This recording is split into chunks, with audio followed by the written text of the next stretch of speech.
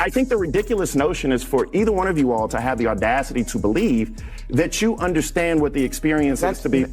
I have to object to that. But you just said I cannot talk about it because I am not part of a group. I am a sentient human being. You're right. There's two ways you cannot understand something. One is to be too far from it. We're too far from it. We can't see like you can. One is to be too close to something. And then sometimes you can't see it accurately either. Intro 1. Bill Maher has completely burned his connections with the left and is moving fast toward political isolation. While he has not directly admitted this act, his fierce attacks and relentless clashes with Democratic guests revealed the harsh reality. In one intense moment, Maher completely destroyed his guest for using race as a weapon, giving a harsh verbal takedown that left viewers shocked. The damage was truly severe. Smash that like button and subscribe right now for more fiery content that reveals political hypocrisy. I noticed that at the Super Bowl, there, for the first time in, I think, 4 years now, the Trump administration is making them take away "end racism," which they had written in the end zone, right? And when why? It just seems silly. I mean, to do it or not to do it? Why get rid of it? Oh, I could tell you why. I know, but it's just like because it was stupid to begin with. Yeah, but let me ask you, who's it for? And if you're a racist and you see "end racism" in the end zone, you're going to stop being a racist? That's leftist media correspondent Tara Palm, Mary pushing the woke left's typical style of empty virtue, signaling, throwing out buzzwords like they are real solutions. But Bill Maher was not accepting it. He stopped her instantly with a simple, sharp question that revealed the emptiness of her point. She froze. No smart reply, no clever distraction, just the realization that her slogans had no weight when faced with reality. And that is the problem. Too often the left confuses catchy lines and moral posing. For real progress, they shout about justice, equity, and inclusion. But when it comes to dealing with real serious problems, crime, borders, inflation, national security, they go quiet. Maher's challenge reminded everyone that words without real action are only empty noise. Sometimes I think about whether these activists ever stop to realize that their slogans change nothing in the lives of normal Americans. But the sentiment is basically like, don't be a...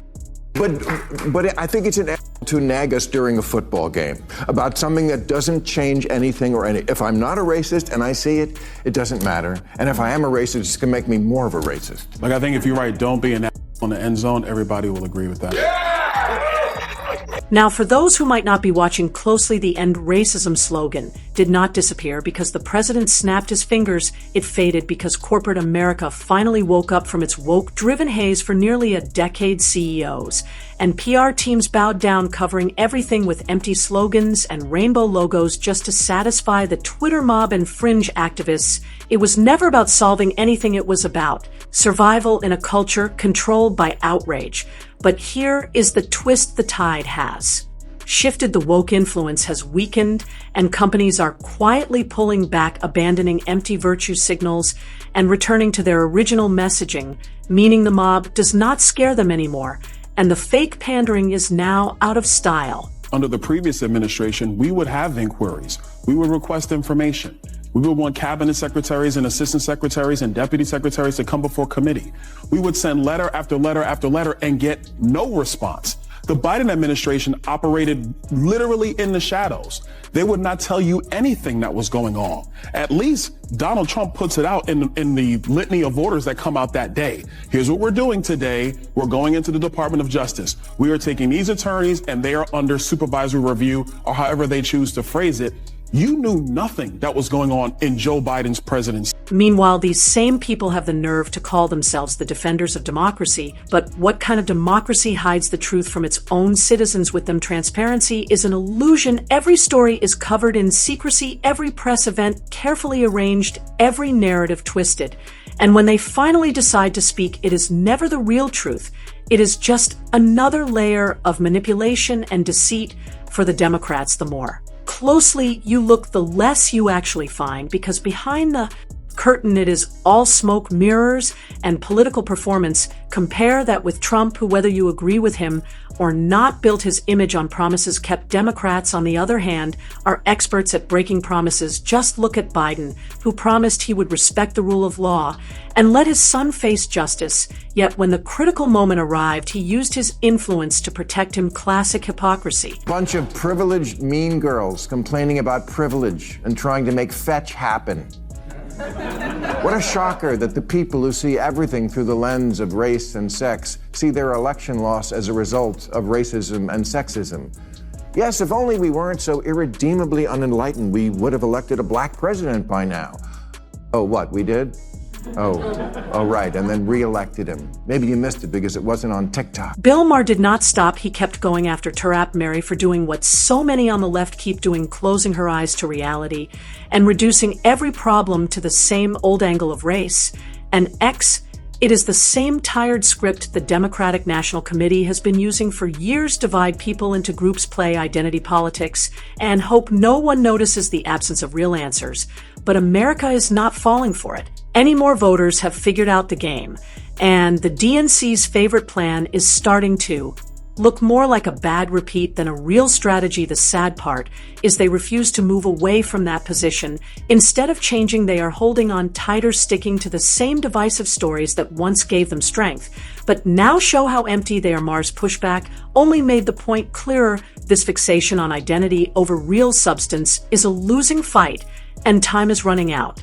And sexism? Hillary got 3 million more votes than Trump, which in a normal country would be called a victory. It wasn't 21st century sexism that prevented a woman from being president. It was the Electoral College. Democrats run for office as if the voters don't live here, as if they don't go to the grocery store and Starbucks and the office.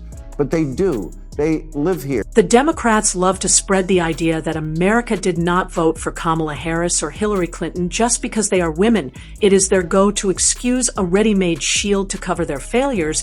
But as Bill Maher clearly points out, that has never been the truth. Voters did not reject them because of their gender. They rejected them because the Democratic Party refuses to deal with the issues that actually matter to everyday Americans. Instead of handling rising costs, border problems, crime in major cities, or the growing lack of trust in government, Democrats prefer to waste time focusing on pronouns, controlling language, and turning every talk into a lecture about gender or race. Maher's criticism hits hard because it is true. People are not against female candidates. They are against a party that seems more focused on identity politics than real solutions.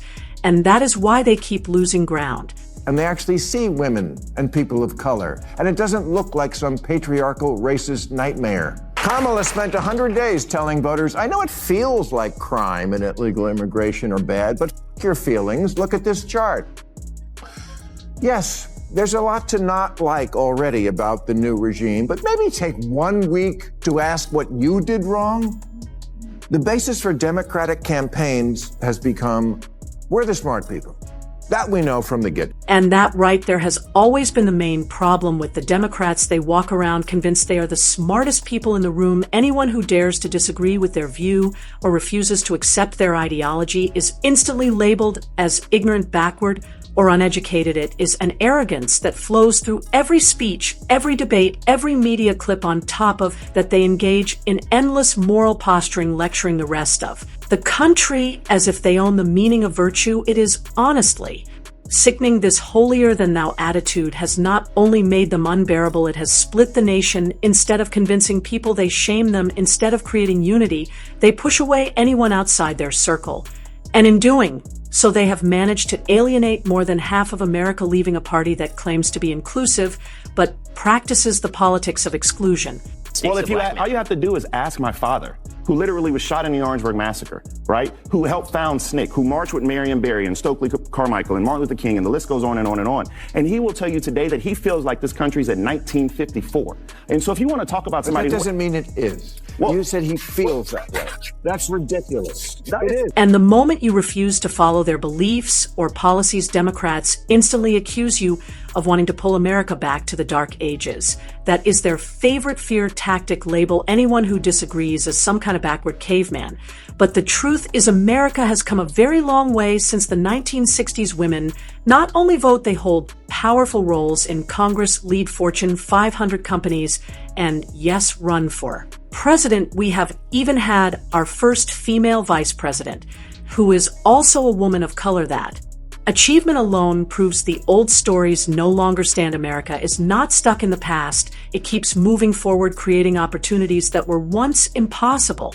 But instead of recognizing how far we have come, the left keeps acting like nothing has changed, holding on to victimhood politics that no longer match the reality of the nation. I think the ridiculous notion is for either one of you all to have the audacity to believe that you understand what the experience is to be. I have to object to that.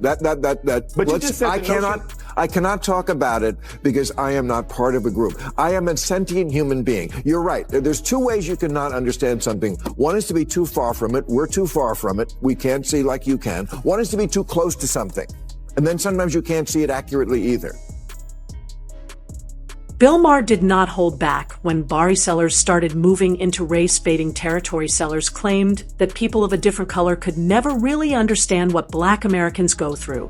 But Ma did not accept that. He pushed back, saying that perspective works both ways. Sometimes being too close to an issue can blind you just as much as being on the outside. Ma pointed out that sellers, while passionate, might actually be so deep in the story of racial struggle that he cannot step back and see the bigger picture. It was a bold but needed reminder that understanding is not decided only by skin color, and that constantly framing talks through race can block solutions instead of making them clear. Maher's challenge revealed a deeper truth. Being close to something does not always mean you see it clearly, and sometimes it takes distance to really see the heart of a problem. I'm not too close to something. I am that. I know. And so, but what I am saying though is for you to discount my father's experience and say I'm not discounting it. And to say it was silly. I'm not. No, he was shot. No Were shit. you shot? No, but he's still alive. Like he's right here. Like right, but the idea that if I were to say to you as a Jew that the experience of Jews in the United States today is worse than the experience of Jews in Europe in 1939, I would not be stating accurately. Correct. It's not true. That's and it's also not true to say that the experience of Black people in America in 2024 is worse on a general level than the experience of Black men in 1954 in Alabama. You see, many of these so-called race experts have built their entire careers and bank accounts on the belief that America is permanently racist. Their income relies on keeping that story alive.